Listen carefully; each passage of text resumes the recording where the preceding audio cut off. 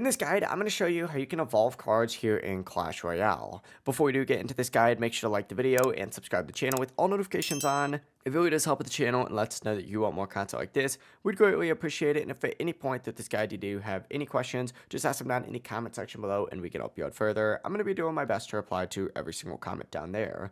Now you can actually do this on any device, whether you're playing on mobile or PC, but begin by obviously having Clash Royale open, and by default you're going to be on the battle screen, but essentially go ahead and go over to the deck screen and select the collection tab, and this is going to show you all of your cards that you have. Find whatever card you want to upgrade or evolve, and essentially go ahead and select it, and you may see an upgrade section on it. Go ahead and select upgrade, confirm it by spending those coins, and you'll be able to upgrade that card. So keep in mind, you are going to have enough coins or cards to upgrade it. And each time you do upgrade a card, these stats are going to increase, like hit points, damage, or range. You'll also be able to see exactly what improves before confirming the upgrade. Just keep in mind that as the card level gets higher, the upgrades will require more coins and more XP, as well as more cards overall to actually evolve that card. And you could keep evolving the card as long as you have enough resources. If you do run out of coins or cards, you'll need to earn more before upgrading them again, but that's really all there is to it. That is how you can evolve and level up cards here in Clash Royale.